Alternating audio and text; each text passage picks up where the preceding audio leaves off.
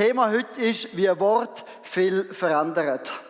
Wir haben gerade die Kinder gesegnet und von dem her, es passt mega gut. Wir erwarten wirklich, dass das, was ausgesprochen ist über ihr Leben, dass das Wirklichkeit wird. Wir sind in der Serie aus dem Jakobusbrief «Glaube praktisch» und in dem Text heute geht es um Wort bzw. um die Zunge. Und ich habe euch ein paar Fun Facts mitgebracht zu der Zunge. Habt ihr gewusst, dass bei einem Chamäleon die Zunge doppelt so lang ist wie der Körper? Können wir neu messen? Einfach so. Die Zunge von einem Blauwal ist schwerer als ein durchschnittlicher Elefant. Denn ich habe gelesen, dass die Zunge vom Menschen der stärkste Muskel sei. Habe dann gegoogelt und herausgefunden, dass das eigentlich ein Mythos ist. Aber der stärkste Muskel vom Menschen ist seine Kaumuskulatur. Ich habe mich gefragt, wieso echt? Ich könnte mir vorstellen, dass es darum ist, weil es heisst, Reden ist Silber, Schweigen ist Gold. Der Jakobus, er sagt einiges über das Reden. Und ich habe mich gefragt, wieso so das Thema von der Macht von der Wort ihm so wichtig ist. Und ich glaube, es ist darum, weil er im Leben von Jesus gesehen hat, wie wichtig das Wort sind. Jesus selber, er hat gesagt, was ihr heute sagt, entscheidet über euer Schicksal. Entweder werdet ihr gerettet oder gerichtet. Wow. Ich habe noch ein Zitat gefunden, das es ein bisschen anwendet, ein bisschen weniger auf die Ewigkeit bezogen, ein bisschen mehr auf das Leben. Und da heisst es, du kannst deine zukünftige Lebensqualität durch das Wort bestimmen, das du heute aussprichst. Kennst du so Leute, die immer negativ reden? Und hast du das Gefühl gehabt, dass die Leute, die immer das Negative sehen, dass denen auch viel mehr Schlechtes passiert? Ich rede jetzt nicht von dir, ich rede von den anderen. Aber was für ein Leben willst du?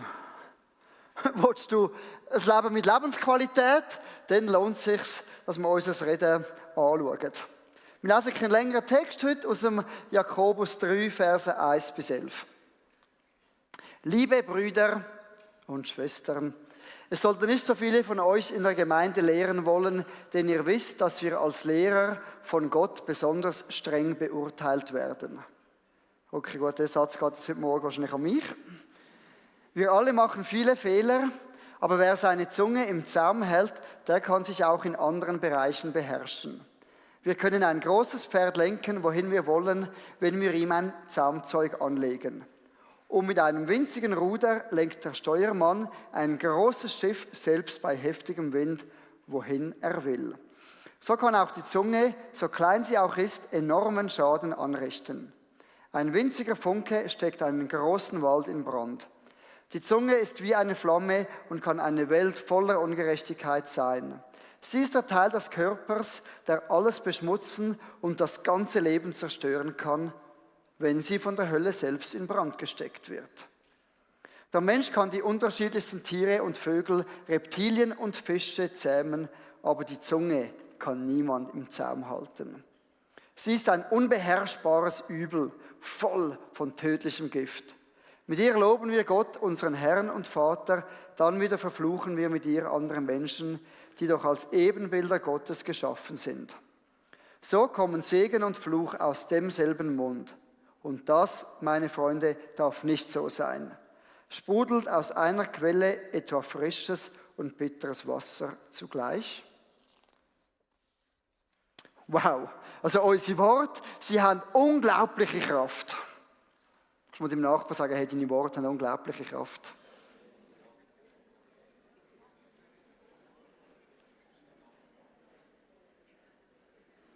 Und dann, aber Achtung, unsere Zunge, der eine geht es jetzt schon so, ich kann nicht mehr stoppen, ist unzähmbar. Und wir sehen aber schon in diesem Text auch eine Lösung für unser Reden. Es liegt nicht daran, dass wir irgendwie einen guten Filter einbauen, eine Masken anlegen oder weiss ich was. Nein, es geht um unser Denken bzw. um unser Reden, wo die Quelle ist von unseren Worten, die rauskommen. Und wir haben miteinander so praktisch Vers für Vers durch den Text gehen und wir schauen zuerst wirklich die Kraft von unseren Worten an.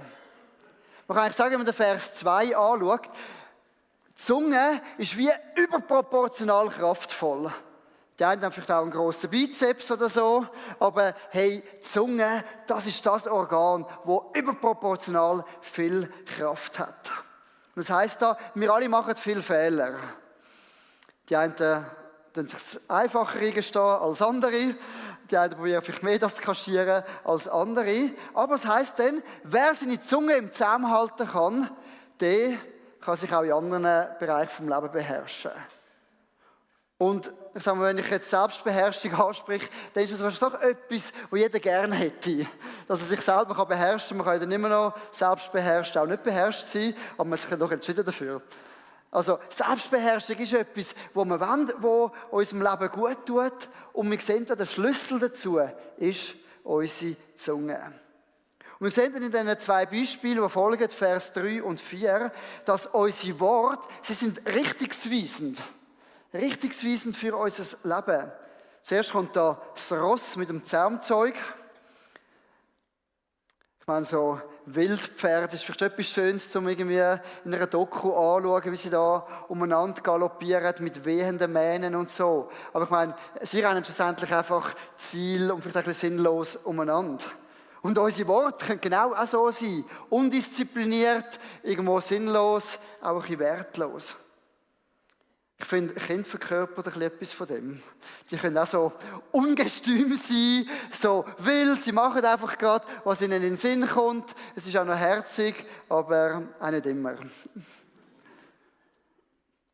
Und ich meine, eben, die 2 sind jetzt noch sehr herzig auf der Bühne. Irgendwann kommen sie in Kinski, spätestens dann wird das Vokabular ein bisschen angereichert. Und das kommt dann auch ungefiltert raus, oder? Und bewirkt nicht nur Schönes. Da werden die Leute vielleicht mal böse, die Leute werden verletzt. Streit ist vorprogrammiert. Ich kann mich noch erinnern, als ich im Gimmi war, eben noch irgendwie vor 20, ist meine Liebessprache war Ironie. Also ich habe immer noch gerne Ironie, aber damals habe ich wirklich noch viel mehr irgendwo ironisch geredet und Witz gemacht. Und dass es wirklich zum Teil dann verstörend war für mein Umfeld. Ich habe von Lehrern Feedback bekommen, auch mein Papi hat mich mal sprechen wegen dem. Ist genauso etwas, wo wir meine Worte auch so irgendwie unzügelt einfach gewesen sind und schlussendlich nicht gut bewirkt haben. Und ich finde, das zweite Bild ist auch mega stark mit dem Schiff im Vers 4. Ich finde, man kann wirklich positiv festhalten, du kannst mit deiner Zunge dein Leben lenken. Wunderbar. Und es heisst, sogar in den heftigen Wind.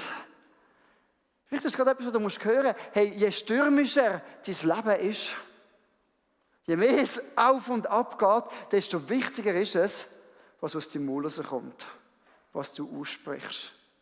In die Richtung wird dein Leben gehen.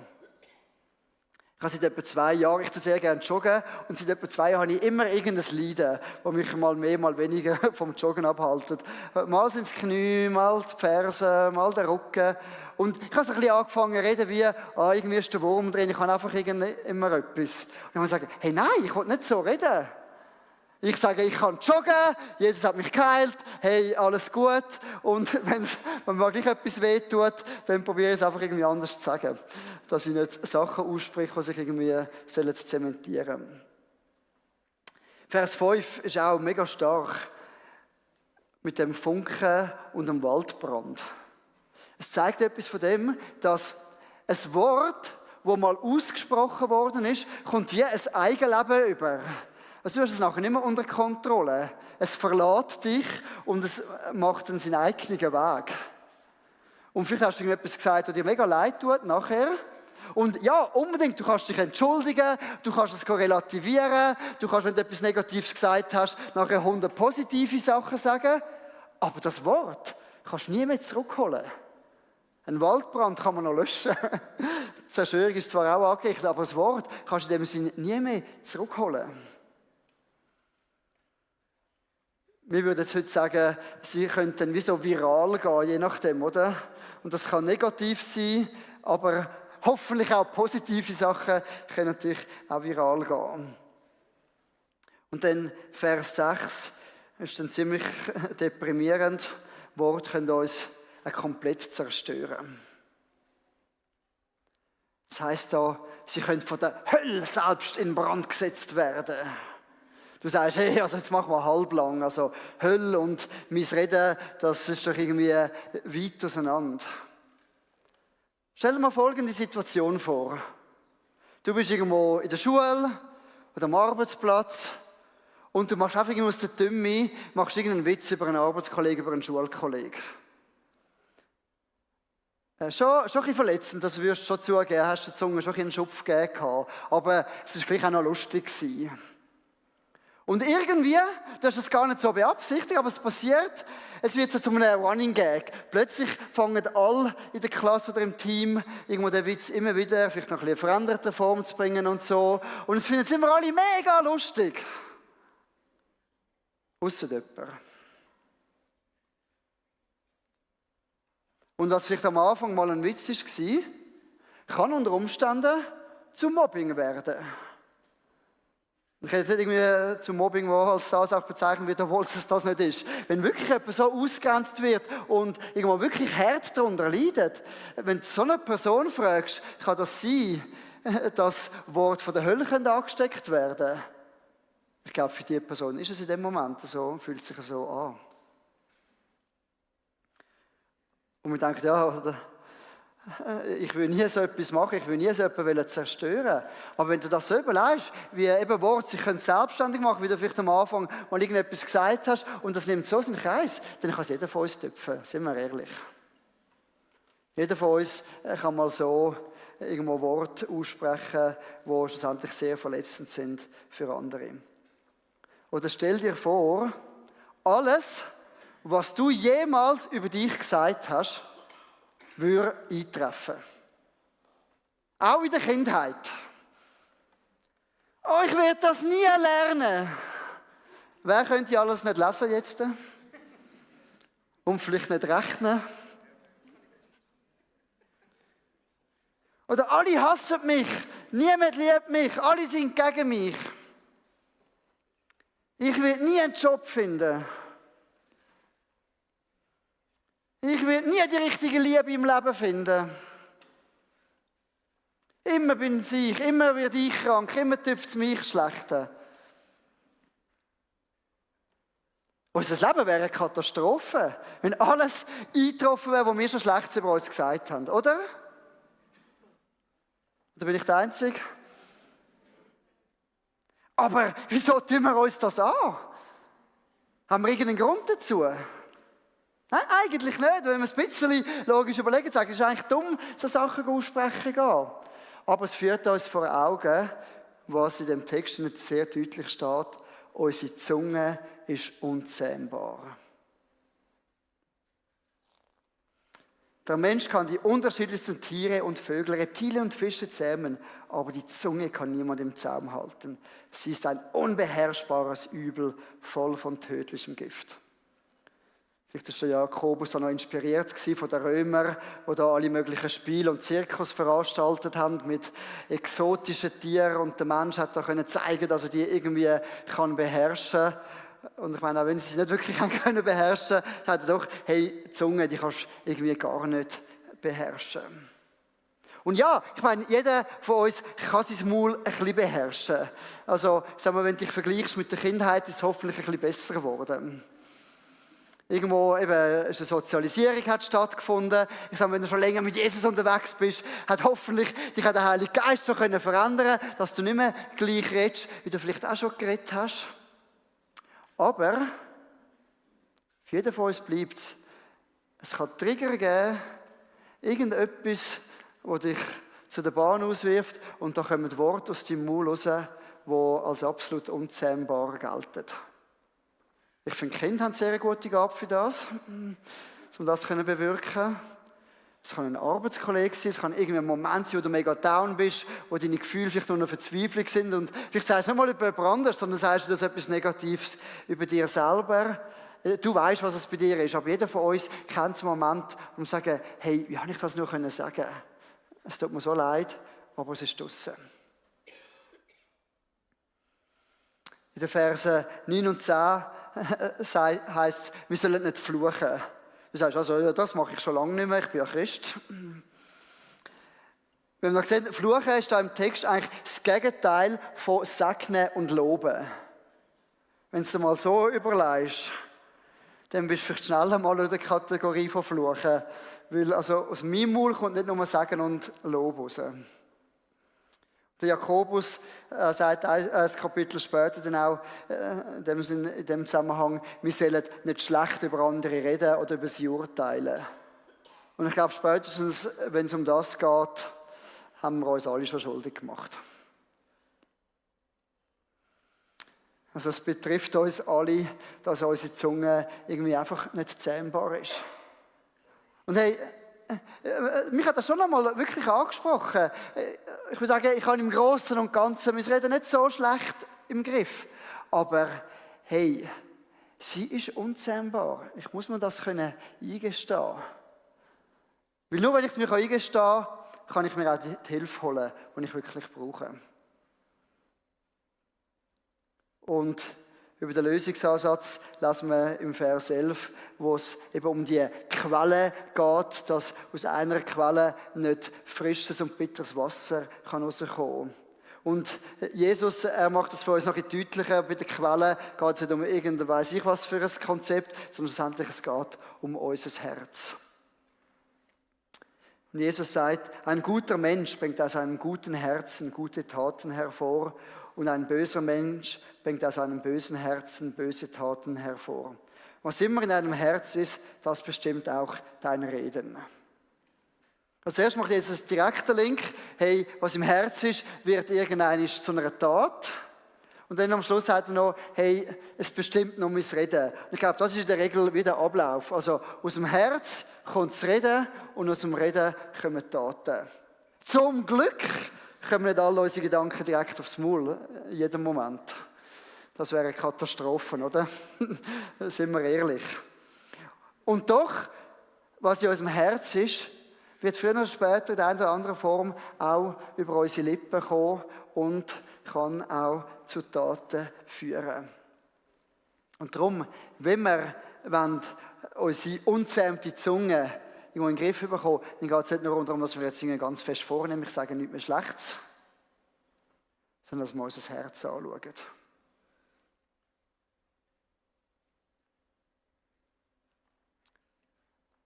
Wie kommt man so ein gutes Herz über? Das können wir uns eben nicht selber geben. Da kann nur Jesus uns zur Hilfe kommen. Und es ist ein bisschen ein Zirkelschluss, könnte man sagen. Weil wir müssen mit unserem Maul bekennen, Jesus, ich brauche dich. Jesus, ich habe mein eigenes Herz nicht im Griff. Die Bibel nennt das auch Sünde. Alles, was uns von Gott trennt, alles Schlechte, was irgendwo noch in uns schlummert, wo eben im falschen Moment irgendwo kann vorkommen, dass wir das Jesus bringen. Und sagen, hey, bitte, vergib mir, bitte schenk mir ein neues Herz. Ja, es ist Glauben im Herz, aber es ist ein Bekenntnis auf unseren Lippen, wo unser Herz verändert. Und dann, ich finde, der Luther hat das so schön gesagt, denn wenn das Herz voll ist, das geht der Mund über. Das ist der zweite Teil da von dem Vers, den wir vorne gelesen haben. Nachher gibt es auch einen Teil, der sagen wir, wieder in unserer Verantwortung ist. Mit dem neuen Herz können wir Lob und Dank aussprechen. Wir können auch uns überlegen, was wir uns zuführen, dass es unser Herz wieder füllt und das wird wieder rauskommen. Und dann passiert eigentlich das Gegenteil von einem Teufelskreis. Anstatt dass es immer tiefer runterzieht, tut es immer weiter aufschrauben.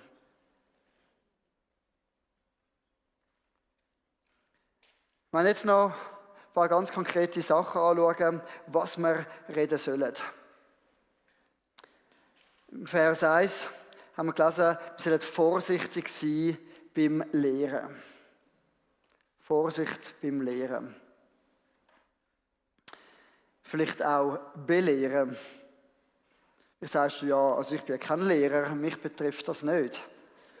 Aber hey, wir alle sind in Situationen, wo wir miteinander unterwegs sind, vielleicht auch gerade in der Kleingruppe, wo wir zusammenkommen, jemand erzählt etwas und vielleicht hast du es zuvorderst, hat gesagt, jetzt, warte, ich habe die Weisheit. Hört, es kommt 1, 2, 3, mach das und alles wird gut sein. Vielleicht wäre es manchmal gut, ein bisschen mehr Zurückhaltung und sagen, hey komm, wir beten mal miteinander. Komm, wir bringen die Situation zu Gott. Dass wir einfach einander ermutigen, dass wir loben und nicht so schnell sind im Lehren. Ich weiss ja, das bist wahrscheinlich nicht du, sondern du kennst jede Kleingruppe, die das macht. Und es kann manchmal auch wirklich mega befreiend sein und einfach sagen, hey, ich weiss es nicht, ich weiss auch nicht, was jetzt das Beste ist. Aber hey, ich bin mit dir in dieser Situation. Ich helfe dir tragen, wenn ich es kann. Zweiter Punkt, der klar aus dem Text rauskommt, wir sollen loben. Jakobus sagt auch, hey, Dankbarkeit ausdrücken, Loblieder singen. Und ja, ich meine, wenn wirklich ein Lob in deinem Herz ist, fängst du vielleicht früher oder später auch irgendwie an zu singen. Ich bin jetzt nicht, meine musikalischen Fähigkeiten sind nicht unbedingt bühnentauglich. Und doch, wenn bei mir wirklich Lob ist im Herz, dann fange ich auch an zu singen. Also, es kann wirklich jeder von uns erfassen, dass ein Lob auch als Singen rauskommt.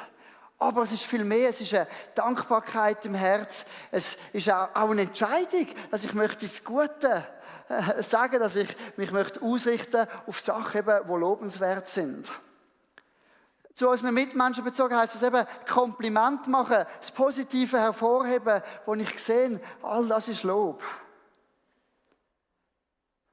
Und wenn wir Gott anfangen zu loben, dann führt kein Weg daran vorbei, dass wir irgendwie anfangen, über seine Grösse nachzudenken. Dass wir vielleicht anfangen zu staunen. Und ich glaube, wir können nicht Gott loben, ohne dass es zu einer Anbetung führt. Menschen können wir loben, ohne dass wir sie anbeten müssen. Aber wenn es um Gott geht, weil er so gross ist, so erhaben, es wird uns in eine Anbetung führen, es wird uns in eine Hingabe auch führen zu ihm. Und das setzt uns auch in die richtige Relation. Und wir lernen ihn durch das auch immer besser kennen. Und das wünschen wir uns doch, dass wir Gott immer besser kennenlernen können. Und Lob kann ganz ein guter Anfang sein, dass das passieren kann. Und falls jetzt Loben nicht so etwas ist, was dir so einfach fällt, überleg dir doch, wie du das ganz praktisch auch in deinen Alltag kannst einbauen kannst. Ich habe mal eine Zeit gehabt, wo ich gefunden habe, ich muss nicht mehr fürs Essen beten, weil es ist ja gesegnet. Ja, das stimmt schon. Also, das Essen braucht es nicht, es ist ja bekömmlich, ohne dass ich bete. Aber es ist, sagen wir so, eine ganz einfache Gewohnheit, irgendwie 3-mal am Tag oder 4-mal du isst, um einfach können sagen, hey, ich richte mich kurz auf Gott aus, eine kurze Dankbarkeit, jetzt da ganz konkret für seine Versorgung zum Beispiel. Und du kannst dir überlegen, wo kann ich so etwas in meinen Alltag einbauen? Vielleicht ist es ein Arbeits-Schulweg, wo du irgendwie ein paar Minuten spazierst oder im Auto bist. Du kannst auch im Tram laut anfangen zu singen. Aber ja, lassen wir das. Such einfach Weg im Alltag, wie Lob ein Teil von deinen Gewohnheiten kann werden. Und dann haben wir auch noch das Segnen. Das ist das Dritte, was aus dem Text rauskommt. Segnen ist eigentlich, dass wir Gutes übereinander aussprechen. Aber das, was wir heute gemacht haben über die Kinder, so können wir das auch sonst in unserem Leben machen. Und ich muss ganz ehrlich sagen, mich hat der Heilige Geist schon noch angesprochen, wie viel ich zum Beispiel meine eigenen Kinder wirklich segne. Ja, wir beten jeden Tag mit ihnen, aber wie häufig so ganz bewusst, wie wir es heute gemacht haben, wirklich einfach so Gutes, Positives über ihnen aussprechen. Und hey, das können wir in der Familie machen, das können wir in der Partnerschaft machen, das können wir mit Freunden zusammen machen, das können wir in der Kleingruppe machen. Und es tut uns jedes Mal so gut, wenn andere so segnend auch für uns beten. Du kannst es sogar noch ohne Beten machen, kannst einfach so gut übereinander sagen. Es tut uns gut, es baut uns auf und es hilft uns, in die Richtung zu kommen, wo wir wollen. Und ich habe gemerkt, du kannst so viele Sachen, kannst du auch positiv ausdrücken und auch negativ könntest sagen.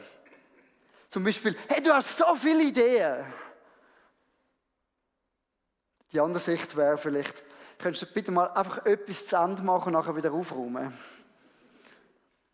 Aber ich will doch nicht, dass meine Kinder erwachsen werden und irgendwie das Einzige, was im Herzen ist, ich habe nie etwas fertig gemacht. Sie sollen erwachsen sein und sagen, ich bin eine Person mit vielen Ideen, das soll sich doch einbrennen. Oder vielleicht nochmal auf die Kinder, gut, auch gewisse Erwachsene, hey, du bist so voller Energie. Anstatt, kannst du nicht mal 1 Minute ruhig am Tisch sitzen. Ja, es macht doch so einen Unterschied.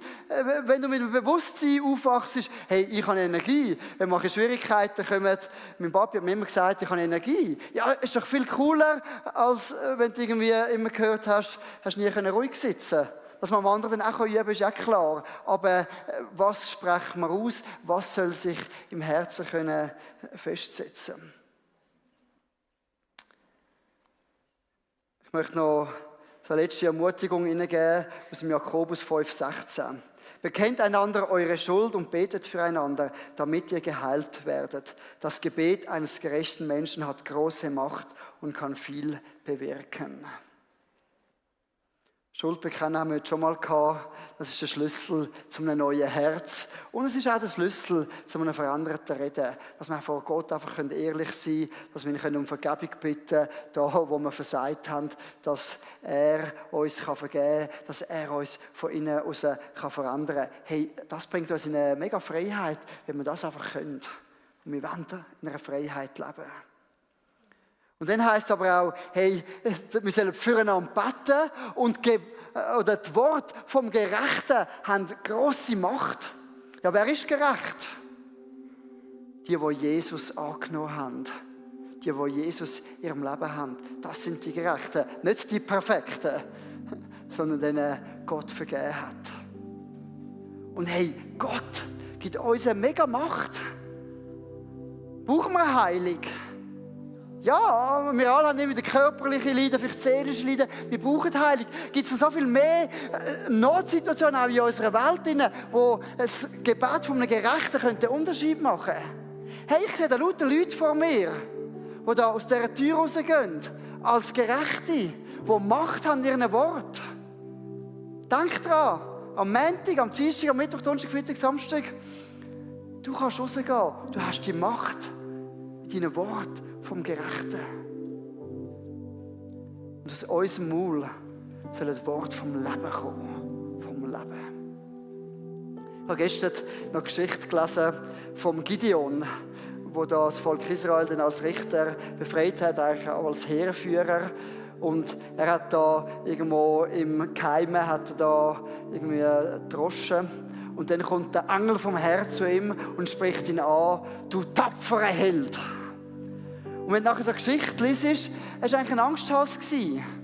Also hat er noch mega viele Zeichen gebraucht, bis er sich, sagen wir, wirklich bewegt hat.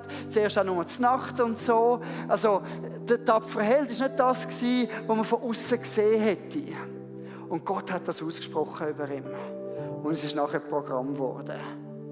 Und ich möchte es über euch aussprechen. Jeder von euch ist ein tapferer Held. Und Gott ist mit uns allen. Und wenn wir da rausgehen, darf man als tapfere Helden gehen, weil Gott mit uns ist. Dass unsere Zunge unzähmbar ist, kann uns helfen, einfach zu einer realistischen Sicht. Wir alle werden noch Menschen verletzen mit unserem Maul. Und wir alle sind schon verletzt worden und werden es vielleicht auch in Zukunft. Aber heute kann gerade ein Moment sein, und vielleicht auch so Sachen, wenn es noch Sachen gibt, die dich wirklich irgendwo beschäftigen oder dich gefangen nehmen, bring sie zu Jesus, lass sie los. Vergib den Menschen, die sie ausgesprochen haben. Und vielleicht musst du auch selber um Vergebung bitten, weil du weißt, du hast Worte ausgesprochen, die nicht gut waren. Vielleicht kommen dir Worte in den Sinn, die du über dir selber ausgesprochen hast, über andere. Hey, bring die Sachen zu Jesus. Und wenn du da bist und noch gar nie dein Leben Jesus anvertraut hast und du noch nie so ein neues Herz hast wollen, hey, du kannst heute Jesus das sagen und sagen: Bitte schenk mir ein neues Herz.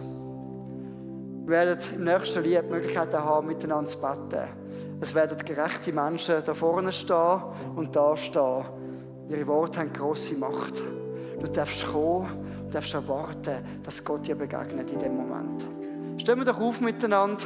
Ich möchte noch beten und dann hat er nachher die Möglichkeit, wenn du möchtest reagieren, zum können kommen. Vielleicht brauchst du auch konkret Heilung und eben du möchtest dein Herz zu Gott bringen. Hey, komm und nimm das in Anspruch. Jesus, ich möchte dir danken, dass wir als deine Ebenbilder geschaffen sind, wie es auch in dem Text geheißen hat. Und als deine Ebenbilder ist jeder von uns, egal wie wir vielleicht schon stehen zu dir, egal was wir gemacht haben in unserem Leben, wir sind unendlich wertvoll und geliebt von dir. Und ich danke dir, dass wir das Attribut einfach mit dir teilen, dass unsere Worte Macht haben. Wenn du etwas aussprichst, dann passiert es sofort. Und ich möchte dir danken für die Gnade, dass nicht alles in Erfüllung getreten ist, was wir schon ausgesprochen haben. Und ich bitte dich Gott, dass du jetzt einfach auch aus dem Herzen schaffst, egal was dran ist, jedem Einzelnen von uns. Du, Heiliger Geist, bist bei jedem persönlich und du redest zu uns. Verändere du unser Herz vielleicht zum allerersten Mal, verändere du es fortwährend. Danke schenkst du uns Vergebung, danke schenkst du uns auch Heilung, wo wir das vielleicht brauchen, weil wir verletzt worden sind von anderen Worten. Und Herr, lass uns wirklich mit dem Bewusstsein rausgehen, dass aus unserem Maul Leben rauskommen, dass du uns wunderbare Macht und Autorität gegeben hast, als deine Ebenbilder. Danke, dass du auch jetzt gerade in dieser Zeit vom Gebet einfach mächtig wirkst. Herr, wir nehmen das in Anspruch, was du in deinem Wort gesagt hast. Amen.